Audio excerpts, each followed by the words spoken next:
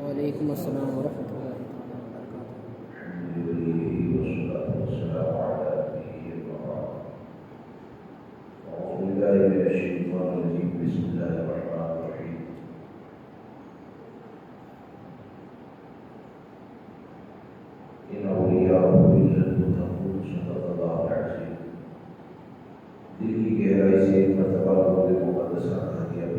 اللهم صل على سيدنا نبينا ومولانا محمد وبارك وسلم. الصلاه والسلام عليك يا رسول الله صلى الله تعالى عليه وسلم.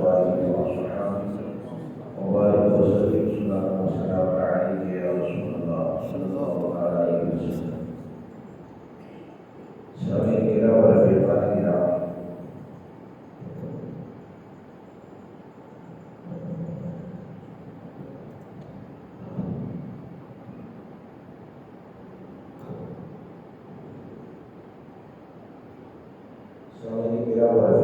کرام، آپ تمام یہ جانتے ہیں کہ اس ماہ مبارک کو غوث الاغواث قطب الاقطاب فرد الافراد حضور سرکار سیدنا غوث اعظم رضی اللہ تبارک و تعالیٰ کی طرف نسبت ہے، اور سرکار سیدنا غوث اعظم رضی اللہ تبارک و تعالیٰ کا جو مقام اور مرتبہ ہے، ہم اور آپ کیا بیان کریں. مجدد اعظم امام احمد رضا فاضل بریلوی رضی اللہ تبارک و تعالیٰ آپ کے حوالے سے یہ فرماتے ہیں کہ آپ کتنی بڑی ذات ہے. آپ فرماتے ہیں کہ تیرا جالا تو ہے جالا، تیرا جالا تو ہے جالا، تیرا ذرہ بھی قاصد ہے یا غوث. یعنی سرکار غوث اعظم کی بارگاہ سے ایک ذرہ بھی اگر مل جائے نا تو ہمارا دل کتنا بھی گناہوں میں ڈوبا ہو، غوث اعظم کا ایک ذرہ یہ دل کو گناہوں سے پاک کر دیتا ہے. سبحان اللہ سبحان اللہ. اور یہاں تک کہ امام احمد رضا فرماتے ہیں کہ رضا کا خاتمہ بالخیر ہوگا. سبحان اللہ. یعنی دنیا سے ایمان سے جانا، اس میں بھی سرکار غوث اعظم کی طرف نظر ایسے کہ آپ فرماتے ہیں کہ رضا کا خاتمہ بالخیر ہوگا اگر تیری رحمت شامل ہے یا غوث. سبحان اللہ. یعنی سرکار غوث اعظم اگر نگاہ کرم فرماتے تو دنیا بھی سنور جائے، قبر بھی سنور جائے، میدان محشر بھی سنور جائے. اور امام الانبیاء صلی اللہ تعالیٰ علیہ وسلم کی بارگاہ میں اگر کسی کو وسیلہ بنا کر امام احمد رضا پیش کرتے ہیں تو یہی کہتے ہیں کہ تیری سرکار میں لاتا ہے رضا اس کو شفیع جو میرا غوث ہے اور لاڈلا بیٹا دیتا. سبحان اللہ. سرکار غوث اعظم رضی اللہ تبارک و تعالیٰ کے حوالے سے تفصیل سے کچھ عرض کروں، اتنا تو وقت نہیں ہے. دو باتیں آپ کے سامنے عرض کرنا چاہتا ہوں. ہم اور آپ یہ سرکار غوث اعظم سے محبت کرتے ہیں. ایک ہوتا ہے دعویٰ کرنا اور ایک ہوتا ہے اپنے دعوے کے ساتھ دلیل کو پیش کرنا. سرکار غوث اعظم رضی اللہ تبارک و تعالیٰ کی بارگاہ وہ مقدس بارگاہ ہے کہ صحیح معنوں میں اگر ان کی تعلیمات پر عمل کرنے لگے اور صحیح معنوں میں سچے ان کے غلام بن جائے تو حقیقت یہ ہے کہ آپ بغداد معلیٰ سے کتنی بھی زیادہ دوری رکھنے والے ہو، آپ کتنی بھی زیادہ دوری رکھنے والے ہو مسافت کے اعتبار سے، لیکن اگر غوث اعظم کی سچی غلامی اگر قبول کر لے تو یقین جانے غوث اعظم کا فیضان یہاں پر بھی حاصل ہو سکتا ہے. شرط یہ ہے کہ ہم اپنی عقیدت کو دیکھیں کہ غوث اعظم سے جو ہم عقیدت رکھتے ہیں یا جو سرکار غوث اعظم کی بارگاہ سے فیض حاصل کرنا چاہتے ہیں تو فیض حاصل کرنے کے لیے شرط کیا ہے؟ تو سب سے بنیادی شرط تو یہ ہے کہ ہمارا عقیدہ مکمل ٹھیک ہونا چاہیے. کیا ہونا چاہیے؟ ہمارا عقیدہ مکمل ٹھیک ہونا چاہیے. کیسے عقیدہ ٹھیک ہونا چاہیے کہ ہم سرکار غوث اعظم سے ایسی محبت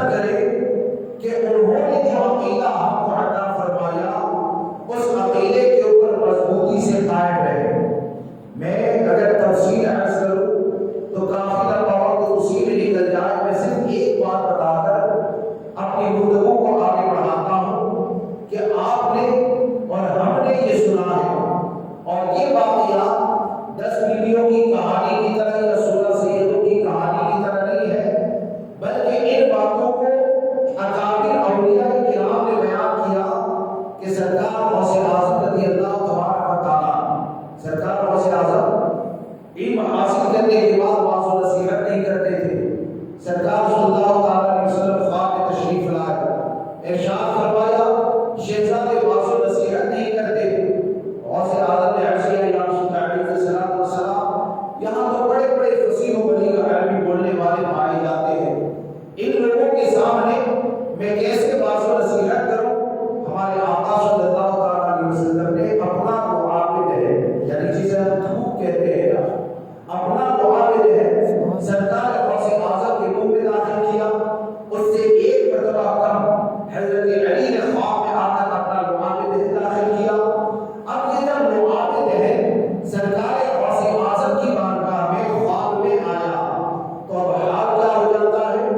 علم و معرفت کے غوث اعظم کے دل سے وہ چشمے جاری ہوتے ہیں کہ ہزاروں علماء آپ کے زبان سے نکلنے والے جملوں کو لکھنے کے لیے بیٹھتے ہیں.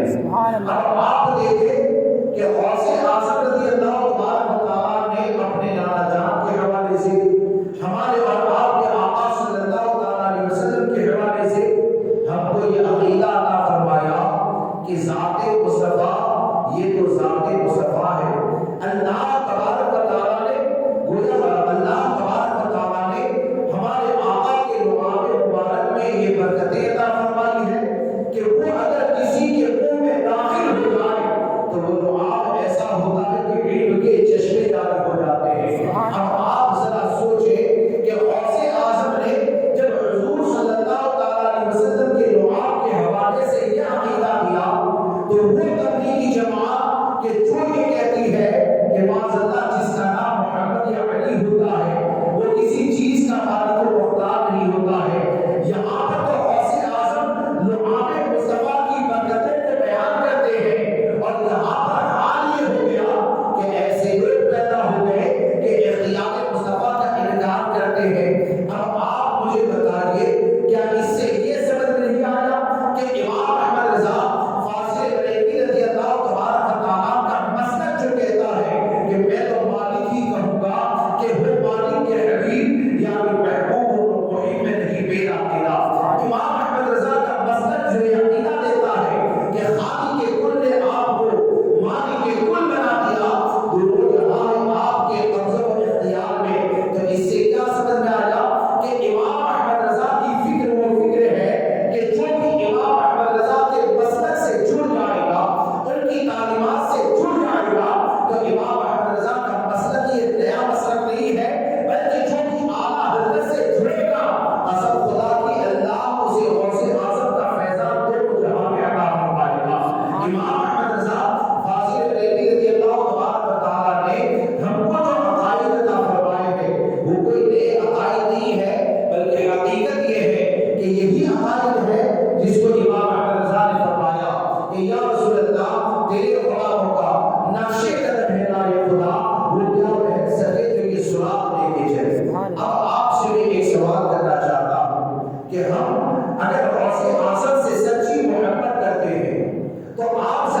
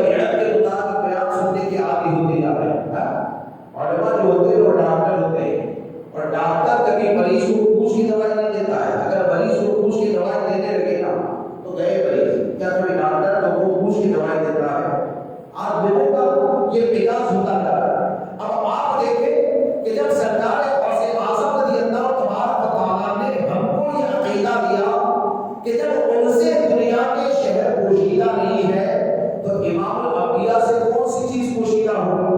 اب جب بھی سرکار غوث اعظم کو یا سرکار غوث اعظم کی بارگاہ سے فیض حاصل کرنے کے لیے نظر و نیاز کرتا ہے، جو بھی واقعی میں غوث اعظم کی بارگاہ سے فیض حاصل کرنے کے لیے نظر و نیاز کرتا ہے تو وہ اپنے دل کے اندر یہ سوچے کہ تم 1000 آدمی کو کھلاؤ، 2000 کو کھلاؤ، 5000 کو کھلاؤ، پورے شہر کو کھلاؤ، اگر تم نے کھلا دیا، اندھیرے میں ہو اجالے میں ہو، پردے کے پیچھے ہو پردے کے آگے ہو، یقین جانے اگر ان لوگوں کا کھانا پہنچا کہ جو اختیار مصطفیٰ کا انکار کرتے ہیں، جو علم غیب مصطفیٰ کو ماننے والے کو مشرک کہتے ہیں، تو آپ مجھے بتائیں کہ غوث اعظم کا علم غیب یہ ہے تو ان کے نانا جان کے بارے میں ان کا عقیدہ کیا ہوگا؟ تو جو لوگ علم غیب مصطفیٰ کے ماننے والے کو مشرک کہتے ہیں تو حقیقت یہ ہے کہ وہ شرک کا فتویٰ ہماری آل غوث اعظم پر لگاتے ہیں، اور جو غوث اعظم پر شرک کا فتویٰ لگائے تو کوئی یہ سوچے کہ ہم تو دیوبندی کو بھی نیاز کھلائیں گے، ہم تو وہابی کو بھی نیاز کھلائیں گے، ہمارے سامنے تصنف دین کی بات کریں گے اور اندھیرے میں جا کر دیوبندی کو کھانا کھلائیں گے، تو اس بات کو یاد رکھ کر چلنا کہ ہماری نگاہوں کو دھوکہ دے سکتے ہو، ہماری نظروں کو دھوکہ دے سکتے ہو، لیکن جس کے نام پر تم فاتحہ کرتے ہو، جب دنیا کے شہر ان کی نظروں سے پوشیدہ نہیں ہے تو تمہاری دیکھ کا چاول کیسے پوشیدہ رکھ سکتا ہے؟ جب دنیا کے شہر ان کی نظروں سے پوشیدہ نہیں ہے تو اگر مذہب کو کھلا دیا تو وہ کیسے پوشیدہ رہ سکتا ہے؟ اس لیے یاد رکھ کر چلے کہ میرے غوث اعظم کے ہم محتاج ہیں، ہمارے دیکھ کے ہماری بریانی چاول کے غوث اعظم محتاج نہیں ہے۔ قسم خدا کی اگر سچے غلام غوث اعظم بن جائے اور سچے غلام غوث اعظم بننے کے بعد اگر شربت کے ایک گلاس پر بھی فاتحہ ملا کر اگر سنی کو پلا دیا تو یقین جانے وہ غوث اعظم کے فیضان کا ذریعہ ہے، اور ہزاروں کو کھلا کر اگر بد مذہب کو کھلاتے ہیں تو یقین جانے ثواب تو دور کی بات ہے، یہ پورا وبال کا ذریعہ ہے۔ اس لیے ہم دکھاوے کی محبت نہ کریں، حقیقت میں میدان میں آئے۔ سرکار غوث اعظم رضی اللہ تبارک و تعالیٰ ہم سے کیا چاہتے ہیں؟ تو آپ کی چاہت کے بارے میں اگر دیکھ رہا ہے تو سرکار غوث اعظم نے ایک ہی شعر میں بہت پیاری بات ارشاد فرمائی۔ آپ فرماتے ہیں وَكُلُّ وَلِيٍّ لَهُ قَدَرٌ وَإِنِّي عَلَىٰ قَدَرِ النَّبِيِّ بَدْرِ الْكَمَالِ، یعنی ہر ولی جو ہوتا ہے وہ کسی نہ کسی نبی کے نقش قدم کے اوپر ہوتا ہے۔ آپ فرماتے ہیں جتنے بھی اولیاء کرام ہیں، فرماتے ہیں ہر ولی کسی نہ کسی نبی کے نقش قدم کے اوپر ہوتا ہے۔ وَإِنِّي عَلَىٰ قَدَرِ النَّبِيِّ بَدْرِ الْكَمَالِ، اور اپنے بارے میں آپ فرماتے ہیں کہ میں اگر کسی کے نقش قدم پر ہوں تو امام الانبیاء کے نقش قدم پر۔ سبحان اللہ۔ یعنی اس سے آپ نے واضح طور پر بتا دیا کہ شریعت مصطفیٰ صلی اللہ علیہ وسلم نے جو فرما دیا اسی کے مطابق اپنی زندگی کو گزارے۔ اور دوسری بات یہ کہ آج آپ دیکھیں کہ آج حالات ایسے ہیں کہ لوگوں کو حق جلدی ہضم نہیں ہوتا ہے، اپنا علاج کرنا چاہیے۔ لوگوں کو حق جلدی ہضم نہیں ہوتا ہے، اپنا علاج کرنا چاہیے۔ یہ کیوں بولے وہ کیوں بولے، ارے بھائی تم اپنا علاج کرو نا۔ غوث اعظم کا اگر فیضان حاصل کرنا ہے تو اپنے وجود کو، اپنے خاندان کو، اپنے شہر کو برائیوں سے مقابلہ کرنے والا بنائیں، مجرموں کا ساتھ دینے والا کبھی بھی نہ بنائیں۔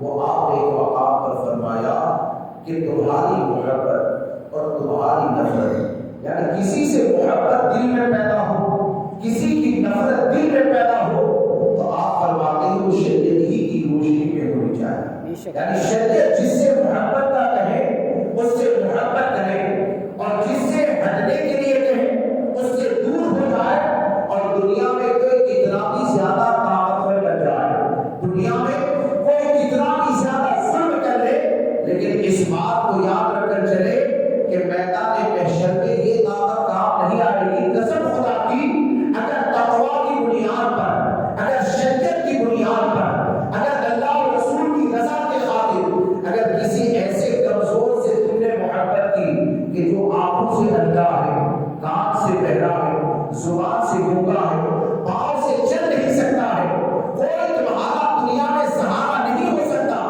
لیکن یہ کہ وہ اندھا متقی ہے، وہ بہرا پرہیزگار ہے، وہ اللہ شریعت کا پابند ہے، تو یقین جانے کہ دنیا کے اندر اگر ایسے متقی سے محبت کرو گے تو وہ دنیا میں تو کمزور نظر آتا ہے، لیکن میدان محشر میں تقویٰ کی بنیاد پر تمہارے لیے جنت میں جانے کا سہارا ہو جائے گا۔ لیکن اگر ظالموں کو ساتھ دیا گیا نا تو ظالم کہیں پر کھڑے نہیں رہیں گے۔ آپ دیکھیں کہ آج حالات کیا ہے، آج ماحول کیا ہے۔ سرکار غوث اعظم رضی اللہ تبارک و تعالیٰ نے حق گوئی اور بے باکی کے حوالے سے ہم کو کیا درس عطا فرمایا۔ سرکار غوث اعظم رضی اللہ تبارک و تعالیٰ امر بالمعروف اور نہی عن المنکر، یعنی اچھائی کا حکم دینے میں اور برائی سے روکنے میں اتنے بے باک تھے، اور آپ کا معاملہ یہ تھا کہ کبھی کسی سے دب کر بات کرنا، دب کر بات کرنا یہ نہیں ہوتا تھا۔ آپ کی زمانے میں یہ ملتا ہے کہ آپ اپنے زمانے کے حاکم کو یعنی بادشاہ کو بھی اگر وہ کچھ غلط کرتا تو خط لکھتے تھے نا، تو عاجزی کی ساری والے جملے نہیں، بلکہ سرکار غوث اعظم لکھتے تھے تو اس طرح لکھتے تھے کہ عبد القادر تجھے حکم دیتا ہے۔ کیا فرماتے؟ عبد القادر تجھے حکم دیتا ہے، عبد القادر کا حکم ماننا تیرے اوپر لازم ہے۔ اور ہوتا یہ تھا کہ غوث اعظم نہیں جاتے تھے، ان کا خط جاتا تھا تو بادشاہ کا بدن کانپنے لگتا تھا۔ آپ کا خط جاتا تھا تو بادشاہ کا بدن کانپنے لگتا تھا۔ ایک مرتبہ آپ نے یہ دیکھا کہ ایک گورنر کو، ایک آدمی کو گورنر بنا دیا، ایک آدمی کو گورنر بنا دیا۔ اب تو حالات ایسے ہیں، جو طاقت والا ہے بھلے 5 سال 25 سال زندگی پر ظلم کرتا رہے، لوگوں کی آبرو لیتا رہے، لیکن طاقتور ہے تو بھائی اسی کو ساتھ دو۔ یہ شریعت اجازت نہیں دیتی ہے، شریعت اجازت دیتی ہے کسی کو بھی ساتھ دینا ہے، حق کی بنیاد پر ساتھ دینا ہے۔ حق تو یہ ہے کہ اگر ہمارا باپ بھی غلط ہے، ہمارا باپ بھی اگر ظلم کرتا ہے اور شریعت نے اگر کہہ دیا کہ ظلم ہے، تو ظلم کے معاملے میں ہم اپنے باپ کا بھی ساتھ نہیں دیں گے۔ ہم اگر ساتھ دیں گے تو قانون مصطفیٰ کے ساتھ کھڑے رہیں گے۔ یہ سرکار غوث اعظم نے اجازت عطا فرمایا کہ آپ کا دیکھیے کہ سرکار غوث اعظم کے زمانے میں ایک آدمی کو گورنر بنا دیا گیا، اور ایسا آدمی جو لوگوں پر ظلم کرنے والا تھا۔ سرکار غوث اعظم بادشاہ سے فرماتے ہیں کہ کیا تیرے دل میں اللہ کا خوف نہیں پایا جاتا ہے؟ کل میدان محشر میں اللہ تبارک و تعالیٰ تجھ سے سوال کرے گا کہ میں تو اپنے مخلوق کے اوپر مہربان ہوں اور ایسے ظالم کو تو نے حاکم بنا دیا، تو ذرا یہ تو بتا کہ اللہ تبارک و تعالیٰ کی بارگاہ میں تو کیا جواب دے گا؟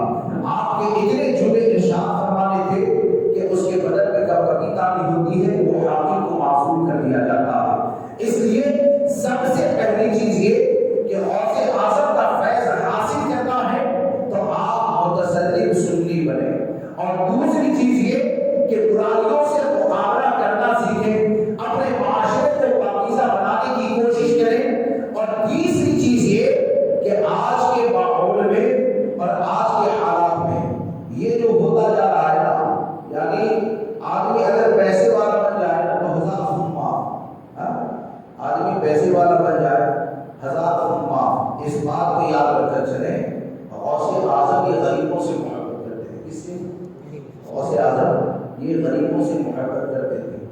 غریبوں سے محبت. آج تو بہت سے ایسے ہیں کہ مال آ گیا تو مزدور کے ساتھ بیٹھ کر کھانا شرم آتی ہے, اس کو شرم آتی ہے.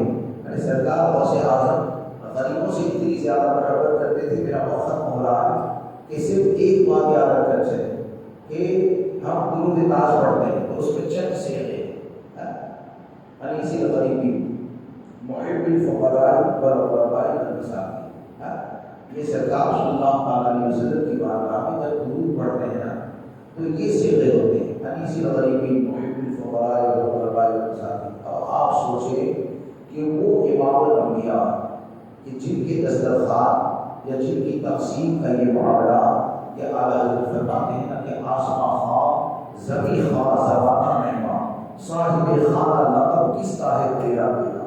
امام الانبیاء جب غریبوں سے محبت فرماتے تھے تو جس نبی کے صدقے میں ہماری سانس چلتی ہے, ہمارا کھانا پینا چلتا ہے, دنیا قبر و حشر ہر جگہ کی کامیابی امام الانبیاء کی نظر عنایت پر موقف ہے. تو جب امام الانبیاء غریبوں سے محبت کرتے تھے تو آخر تمہارے دل میں غریب کی محبت کیوں نہیں پیدا ہوتی ہے؟ امام الانبیاء صلی اللہ علیہ وسلم جب غریبوں کو پسند فرماتے تھے تو آخر کیا وجہ ہے کہ مالدار کے لیے کرسی چھوٹ جاتی ہے اور غریب آدمی آ جائے تو ذلت کے ساتھ کھانا دیا جاتا ہے. اس بات کو یاد رکھ کر چلے کہ قسم خدا کی اگر اس نیت سے آپ غریبوں کو کھانا کھلائیں, نیاز کھلائیں اور ادب و احترام کے ساتھ عزت کے ساتھ اگر غریبوں کو کھانا کھلائیں تو میرا یقین یہ ہے, امید یہ ہے کہ آپ اپنی پریشانیوں کو حل کرنا چاہتے ہیں نا تو پریشانیوں کا حل یہ مالدار کی چوکھٹ پہ تلاش نہ کریں بلکہ اپنی پریشانیوں کا حل تلاش کرنا ہے. تو غریب کو عزت سے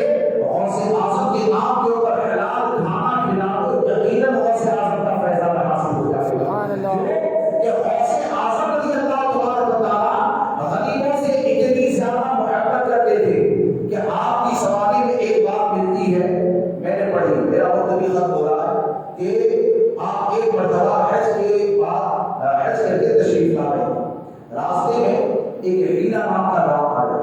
وہ گاؤں آیا تو آپ نے اپنے شہزادے حضرت غالب عبد الرزاق رحمۃ اللہ تعالیٰ علیہ ان سے آپ کے خادموں سے فرمایا کہ جاؤ جا کر دیکھو گاؤں میں سب سے زیادہ غریب کون ہے. ایک جھونپڑے کے اندر گئے, ایک بڑا ہے بوڑھی ہے. اور غوث اعظم کا معاملہ تو یہ تھا کہ بڑے بڑے بادشاہ یہ چاہتے تھے کہ غوث اعظم ہم سے مسافہ کر لیں, ہم سے مسافہ کر لیں. اب وہاں پر تو سامنے جا کر پوچھا کہ غوث اعظم ہم تمہارے گھر پہ قیام کرنا چاہتے ہیں تو وہ ایک راضی ہو گئے. وہاں پر پہنچے, گاؤں کے جو مالدار لوگ تھے نا وہ آئے, حضور ہمارے گھر پر, لیکن میں قیام یہی پر کروں گا. اب قیام یہی پر کروں گا تو وہ مالدار تحفہ لے کر آئے, کوئی سونا لایا, کوئی چاندی لایا, کوئی جانور لایا, کوئی پیسہ لایا, جو بھی تحفہ آتا گیا اس کو پورا ڈھیر کر دیتے ہیں. اور فجر کی نماز کے بعد جب جانے کے لیے بغداد کی طرف نکلے تو آپ نے اپنے خادموں سے شہزادے سے فرمایا کہ اللہ کی رضا کے لیے اپنے حصے کا میں مال یہ غریب کو دیتا ہوں. سبحان اللہ. وہ خادم اور ولیوں کی جماعت تھی, غوث اعظم رضی اللہ تبارک و تعالیٰ کی بات, ولیوں کی جماعت تھی. ان سب نے بھی اپنا مال وہ غریب کے حوالے کر دیا. چند سالوں کے بعد یہ دیکھا گیا کہ اس گاؤں کا سب سے امیر آدمی اگر کوئی تھا تو وہ جھونپڑے میں رہنے والا بڑا تھا. تو یہ کیا ہے؟ یہ غریبوں سے محبت ہے. اس لیے ہر چیز کو شریعت کے مطابق کریں اور غوث اعظم کا فیضان اگر حاصل کرنا چاہتے ہیں تو آپ کو شریعت کی پابندی کرنی پڑے گی. ہر چیز کا فیصلہ شریعت کے مطابق ہوگا. ایسے نہیں آج لوگ بیوقوفوں کی طرح یعنی دین سے اتنے زیادہ دور ہوئے ہیں کہ ایک آدمی اگر کچھ کفریہ باتیں بولتا ہے, کچھ اور بولتا ہے, یا اپنی تو دیکھو نا ہیپی دیوالی یہ ہو, یعنی اتنے مشکل ہو گئے, سمجھ میں نہیں آتا ہے. ارے بھائی جان بچانے کی اتنی زیادہ فکر ہے, ایمان کی فکر نہیں ہے. ارے ہیپی دیوالی کہتے ہوئے قیامت تک نہیں جینے والے ہو. قیامت تک آئی ہے تو جانا ہی ہے, جان ہے جانے کے لیے. اور اس بات کو یاد رکھ کر چلے کل جائے آج جائے کہ ابھی جائے. اگر ایمان کے ساتھ دنیا سے نکل گئے تو دنیا والے اگرچہ جاہلی گئے کہ یہ کیسے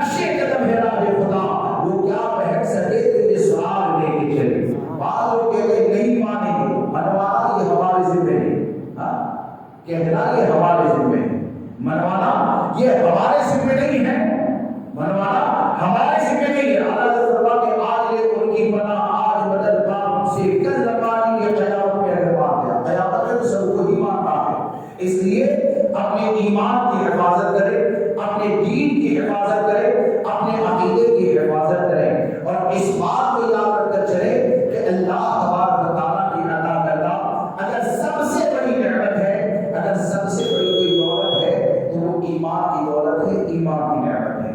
ایمان بچ گیا، تنہا ہو گئے تب بھی کامیاب ہے، اور ایمان نہ رہا تو 24 گھنٹے اگر تمہاری چاروں طرف بھیڑ بھی لگی رہے گا تو یہ بھیڑ میدان وحشت میں نظر نہیں آئے گی۔ تقویٰ کی بنیاد پر محبت کرے، شریعت کی پابندی کرے، سرکار غوث اعظم رضی اللہ تبارک و تعالیٰ کی تعلیمات پر عمل کرے۔ اللہ مجھے آپ کو، ہم کو، ہماری قیامت تک آنے والی نسلوں کو سرکار غوث اعظم رضی اللہ تبارک و تعالیٰ کی پشت پناہی نصیب فرمائے۔ آپ کے صدقے میں ایمان کی سلامتی دے، ایمان پر خاتمہ نصیب فرمائے۔ بولنے کے درمیان اگر کوئی غلطی ہو گئی تو توبہ کرتا ہوں، استغفر اللہ رب من کل ذنب واتوب الیہ، لا الہ الا اللہ محمد رسول اللہ صلی اللہ علیہ وسلم۔